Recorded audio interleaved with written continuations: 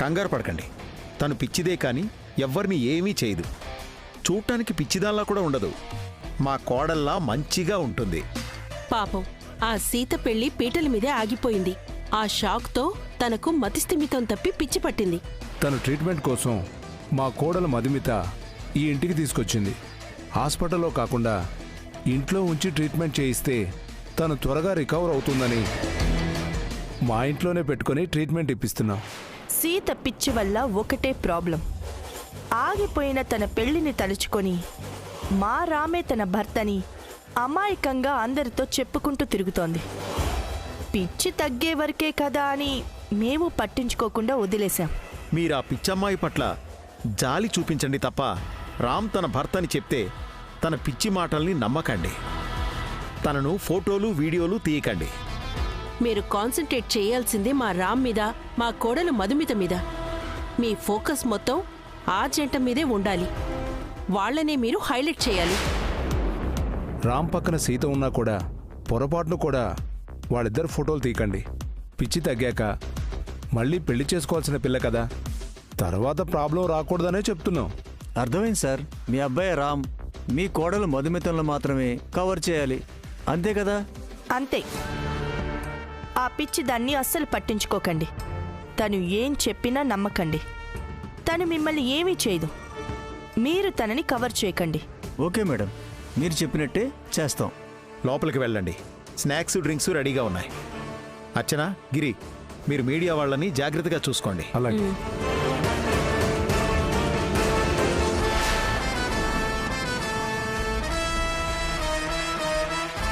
మీరు చాలా గ్రేట్ మహాలక్ష్మి గారు. మీకు కోట్ల కొద్దీ ఆస్తులున్నాయని తెలుసు గాని ఇంత మంచి మనసుందని ఇప్పుడే తెలిసింది. ఒక మతి స్థిమితం లేని అమ్మాయిని మీ ఇంట్లో పెట్టుకుని ఆదరిస్తున్నారు అంటే దానికి చాలా గొప్ప మనసు ఉండాలి. పైగా ఆ అమ్మాయి మీ అబ్బాయి రామ్ని తన భర్త అని చెబుతుందంటే మీకెంత ఇబ్బందిగా ఉంటుందో మేం అర్థం చేసుకోగలం. మా మహా ఆ అమ్మాయిని అర్థం చేసుకుంది కాబట్టే తను మా ఇంట్లో ఉంటోంది. మీరందరికీ ఎంత ఇంపార్టెన్స్ ఇస్తారో మాకు తెలుసు. మీ టేస్ట్కి మించిన కోడలు వచ్చింది. లోపలికి వెళ్ళండి. స్నాక్స్ అండ్ డ్రింక్స్ తీసుకోండి. కాసేపట్లో రిసెప్షన్ స్టార్ట్ అవుతుంది. వెళ్ళండి ప్లీజ్.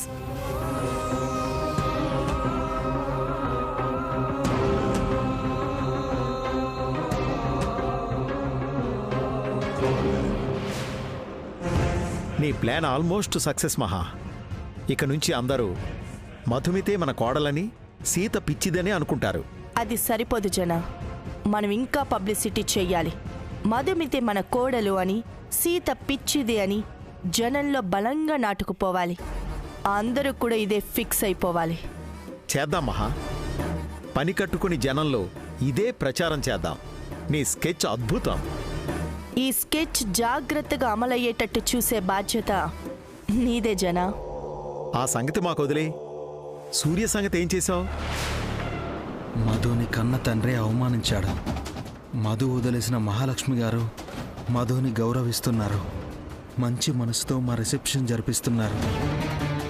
ఆవిడది ఎంత గొప్ప మనసు కాకపోతే వాళ్ళ అబ్బాయి గారితో సమానంగా మా రిసెప్షన్ ఏర్పాటు చేస్తోంది. మా పెళ్లిని ఊళ్ళో వాళ్ళెవరూ గౌరవించలేదు. ఈ రిసెప్షన్లో అయినా భార్యాభర్తలుగా నేను మధుమిత గుర్తింపు తెచ్చుకోవాలి.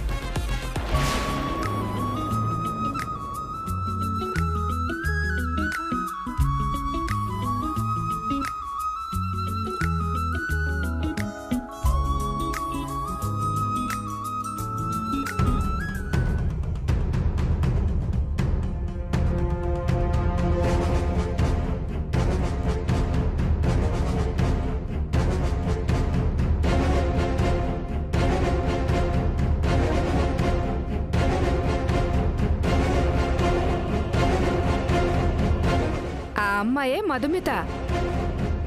రామ్ వైఫ్ కదా.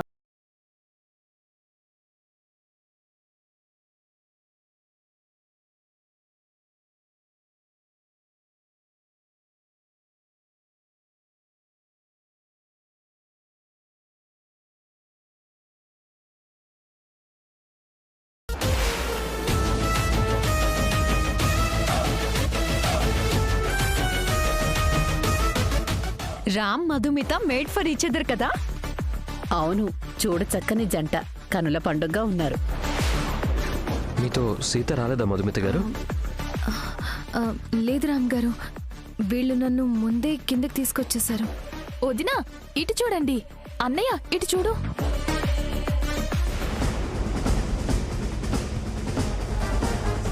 మధుమిత గారు, తను ఇంకా రెడీ అవ్వలేదా? రెడీ అయింది రామ్ గారు, వచ్చేస్తుంది. ప్లాన్ సి బాగానే వర్కౌట్ అవుతుంది. అవును మహా, అందరూ మధుమితే మన కోడలని, రామ్ భార్య అని అనుకుంటున్నారు. రామ్ మధుమితలు మాట్లాడుకోవడం కూడా మనకి కలిసొస్తుంది. కాసేపు సీత కిందికి రాకపోతే బాగుంటుంది మహా.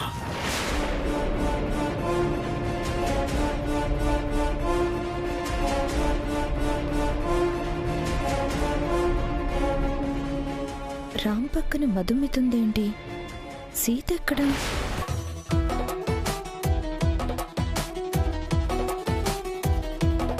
వీళ్ళంతా తనే కోడలు అనుకుంటున్నారా? ఫోటోలు వీడియోలు తీస్తున్నారు. మా కోడలు మధుమిత ఎలా ఉందండి? రామ్ మధుమిత, బ్యూటిఫుల్ పేరు అర్చన. సూర్య గారు బయలుదేరారా? ఎక్కడున్నారు? వస్తున్నారు రామ్ గారు, ఇందాకే కాల్ చేశాను. మళ్ళీ కాల్ చేయండి. రిసెప్షన్లో మీ జంట మా జంట ఉండాలి. మధుమితకు బుద్ధి లేకపోతే రామ్ బుద్ధి ఏమైంది? అందరి ముందు ఎందుకు మధుమితతో క్లోజ్గా ఉంటున్నాడు?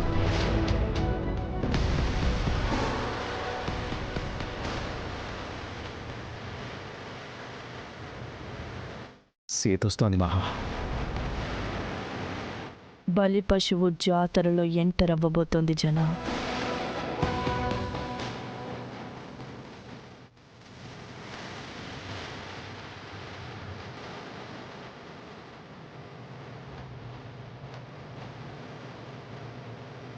మహాలక్ష్మి గారు చెప్పిన పిచ్చమ్మ ఈవిడేనా? సేమ్ టు సేమ్ వాళ్ళ అక్కలాగా రెడీ అయిందే. పిచ్చి బాగా ముదిరిపోయినట్టుంది.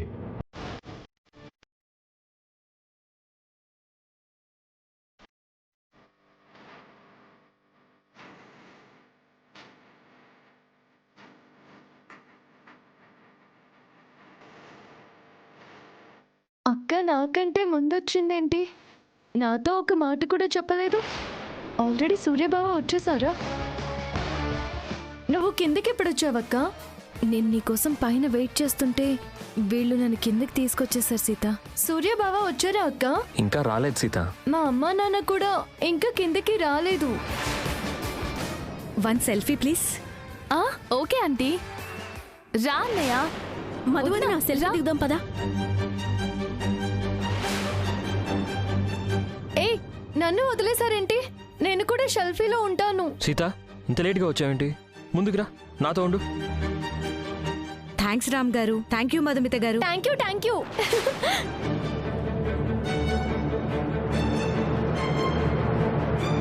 సీత, ఒకసారి లరా.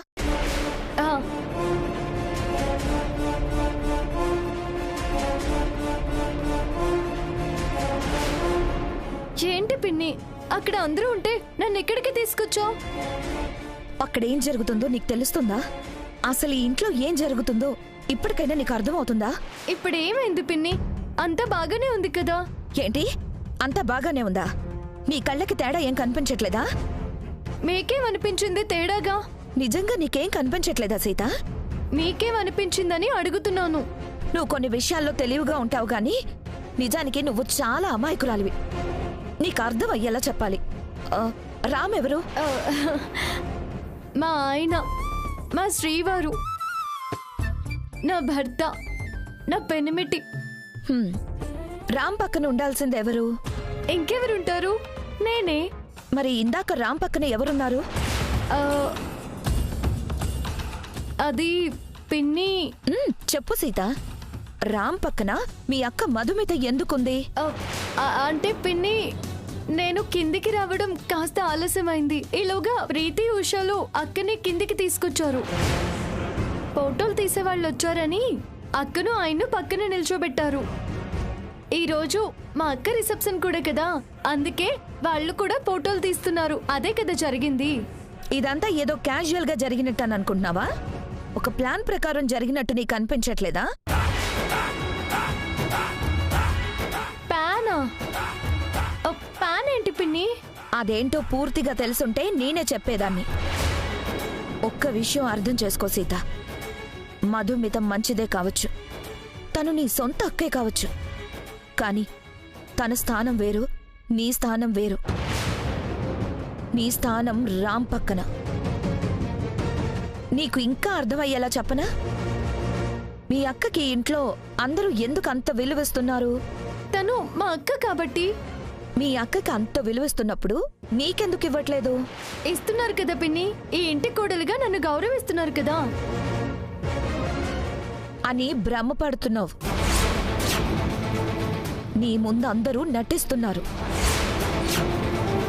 నువ్వంటే రామ్కి తప్ప ఈ ఇంట్లో ఎవ్వరికీ ఇష్టం లేదు. రామ్ని కాదని మీ అక్క ఇంకెవరినో ప్రేమించి పెళ్లి చేసుకుంది. అలాంటి మీ అక్క మీద మహాలక్ష్మికి ఎందుకంత ప్రేమ ఉంటుంది? తనను అవమానించిన దాన్ని మహాలక్ష్మి ఎందుకు అభిమానిస్తుంది? ఆలోచించు సీత.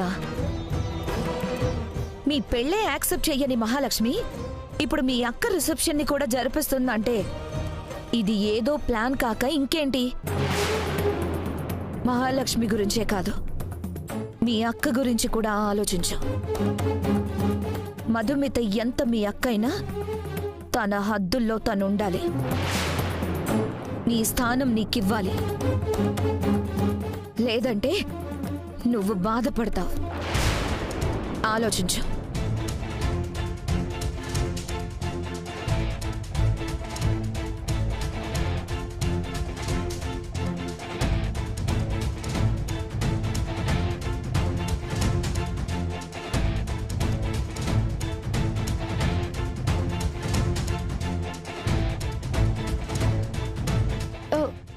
చచ్చ, అక్క అలాంటిది కాదు. అక్క గురించి తప్పుగా అనుకోకూడదు. తప్పు. అవును, సూర్య బావ ఇంకా రాలేదేంటి?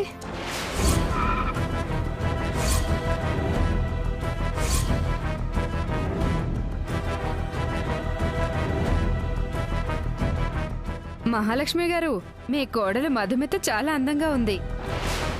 మీ అబ్బాయి రామ్, కోడలు మధుమిత మేడ్ ఫర్ ఈచ్ అదర్లా ఉన్నారు.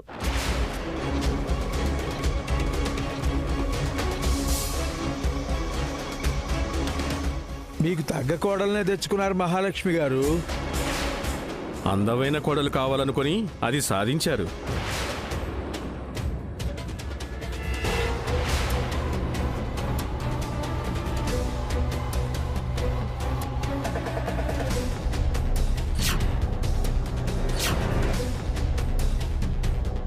రామ్కి మధుమిత చక్కని ఈడు జోడు. ఇంత అందమైన జంటను ఈ మధ్యకాలంలో ఎప్పుడూ చూడలేదు. That is Mahalakshmi.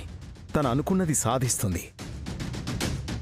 మా మహా ఏరి కోరి మధుమితను కోడల్ని చేసుకుంది. మా వదిన తలుచుకుంటే మధుమిత ఏమిటి, ఆ దేవకన్య అయినా ఈ ఇంటి కోళ్ళవాల్సిందే. మధు,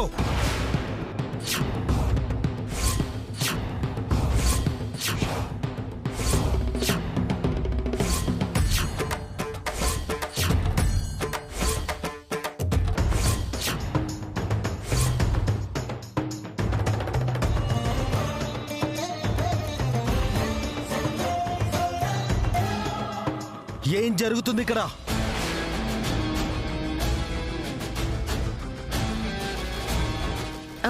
నువ్వెప్పుడొచ్చావు సూర్య?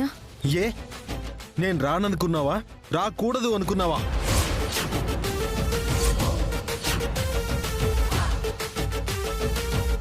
నన్ను ప్రేమించి నాతో తాళి కట్టించుకుని ఆ రామ్ భార్యగా తిరగడానికి సిగ్గులేదు?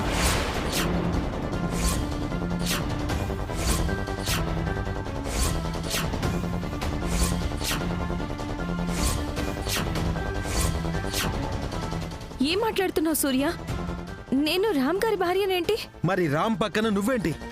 రామ్తో కలిసి ఫోటోల్లో వీడియోల్లో దిగడం ఏంటి? ఇక్కడున్న అందరూ మీ ఇద్దరే జంట అని చెప్పుకోవడం ఏంటి? వాళ్ళిద్దరేగా జంట, నువ్వెవరు? నువ్వు రామ్ భార్యవే కదా మధుమిత? రామ్కి నీకు పెళ్ళైంది కదమ్మా.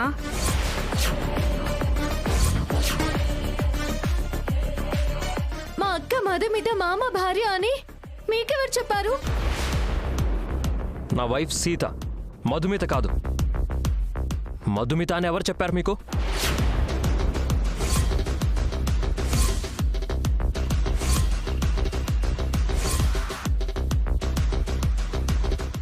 మీ వైఫ్ మధుమిత కదా రామ్?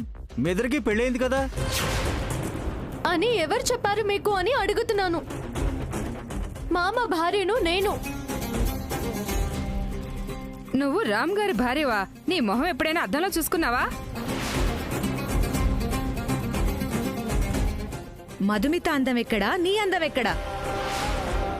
మధుమిత మహారాణిలా ఉంటే నువ్వు పని మనిషిలా ఉన్నావు.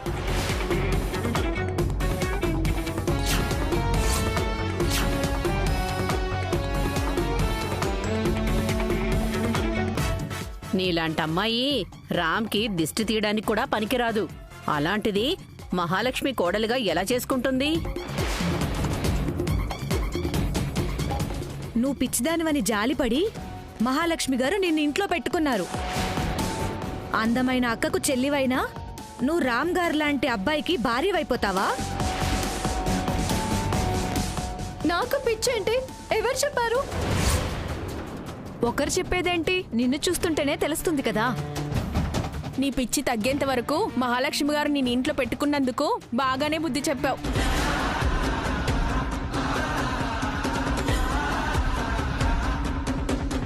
ఏంటి నాన్న వీళ్ళు చెప్పేది? నన్ను పిచ్చిది అంటున్నారు, అక్కని మామ భార్య అంటున్నారు. నాకేమీ అర్థం కావడం లేదు నాన్న. నాకు ఎప్పుడో అర్థమైంది. దీన్ని ఇక్కడ చూసినప్పుడే విషయం తెలిసిపోయింది.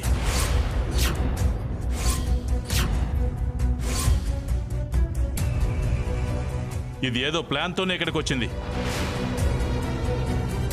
నేను ముందే చెప్పాను, ఇది నీ అదృష్టాన్ని, నీ ఐశ్వర్యాన్ని, ఈ ఇంట్లో స్థానాన్ని ఆశిస్తుందని నేను హెచ్చరించాను. దీన్ని బయటికి పంపించేయండి అని మొత్తుకున్నాను. నా మాట విన్నావా?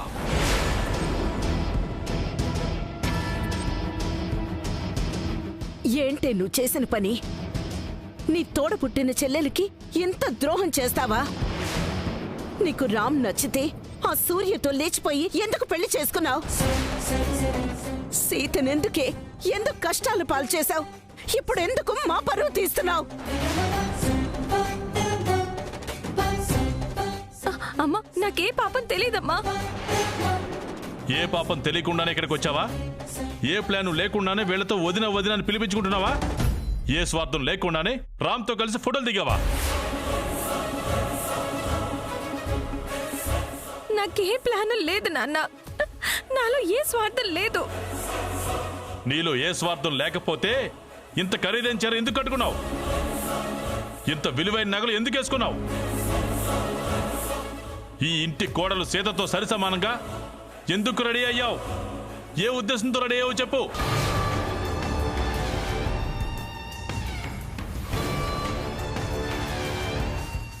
నాకే ఉద్దేశం లేదు సూర్య.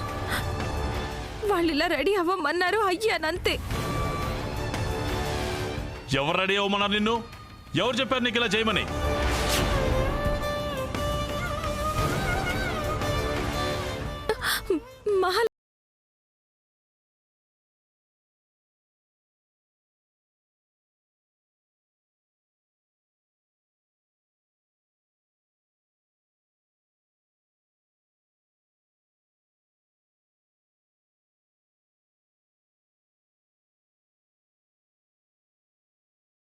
మర్చిపోయావా? నువ్వు కట్టిన చీర వల్లే అందరూ నిన్ను రామ్ భార్య అనుకుంటున్నారు, ఈ ఇంటి కోడలు అనుకుంటున్నారు, సీతను పిచ్చిది అనుకుంటున్నారు.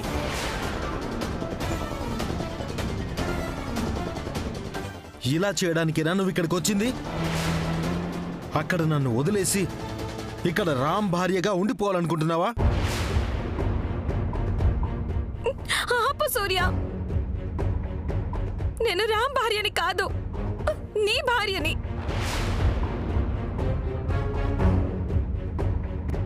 నేను రామ్ గారి భార్యనని, ఈ ఇంటికి కోడళ్ళని మీకెవరు చెప్పారు?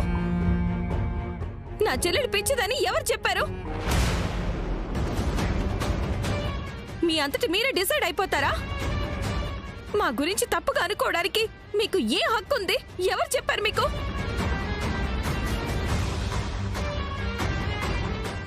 ఎవరో చెప్తే మేమెందుకు నమ్ముతాం? స్వయంగా మీ అత్తగారు మహాలక్ష్మి గారే చెప్పారు.